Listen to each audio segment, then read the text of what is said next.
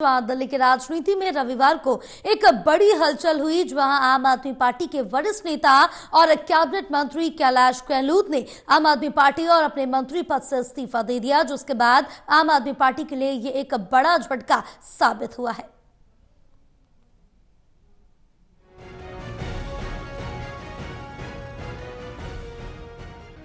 रविवार की सुबह आम आदमी पार्टी के लिए एक झटका साबित हुई, क्योंकि आपके वरिष्ठ नेता और दिल्ली सरकार में परिवहन मंत्री कैलाश गहलोत ने अपने पद और पार्टी से इस्तीफा दे दिया, जिसका ऐलान उन्होंने अपने सोशल मीडिया अकाउंट एक्स पर किया।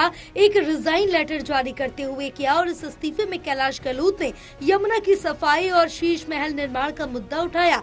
गहलोत ने चिट्ठी में लिखा कि यमुना की सफाई का वादा हमने पिछले चुनाव में किया था, लेकिन सफाई नहीं हुई, हम अपना वादा पूरा नहीं कर पाए। कैलाश गहलोत के इस्तीफे के बाद आम आदमी पार्टी के नेताओं का भी रिएक्शन आना चालू हुआ, जिस पर सबसे पहले पार्टी के राज्यसभा सांसद संजय सिंह ने बयान जारी करते हुए कहा कि ये बीजेपी के षड्यंत्र का हिस्सा है।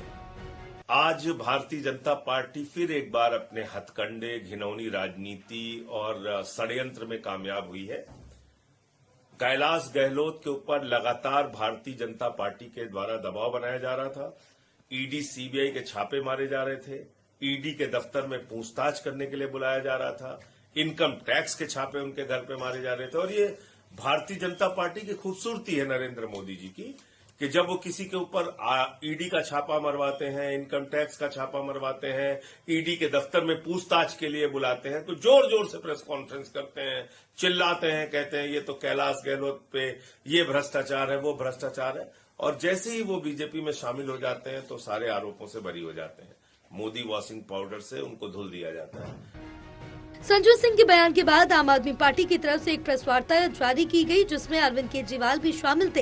हालांकि अरविंद केजरीवाल ने तो कैलाश गहलोत के इस्तीफे पर कोई प्रतिक्रिया नहीं दी, मगर प्रेस वार्ता में मौजूद आप नेता और विधायक दुर्गेश पाठक ने कहा कैलाश गहलोत पर ईडी और इनकम टैक्स की रेड होनी थी, इसलिए उन्हें बीजेपी में ही जाना था।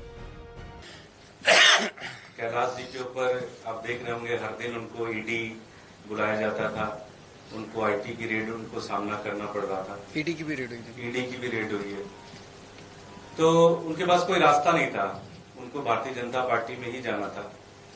एक चीज इससे क्लियर हो गया कि भारतीय जनता पार्टी दिल्ली का चुनाव हार चुकी है। आज उनके पास कोई मुद्दा नहीं बचा, कोई चीज ऐसी नहीं है उनको बताने के लिए। वो दिल्ली के अंदर ईडी और सीबीआई के माध्यम से, इनकम टैक्स के माध्यम से चुनाव लड़ रहे हैं, और हम लोग दिल्ली के लोगों के काम करने वाली राजनीति के नाम पर वोट मांग रहे हैं। भारतीय जनता पार्टी पूरी तरह से ये चुनाव हार चुकी है, इस बात का पूरा संकेत इससे मिल रहा है। पर जरूर पड़ेगा। टोटल टीवी के लिए दिल्ली से विशाल सिंह की रिपोर्ट।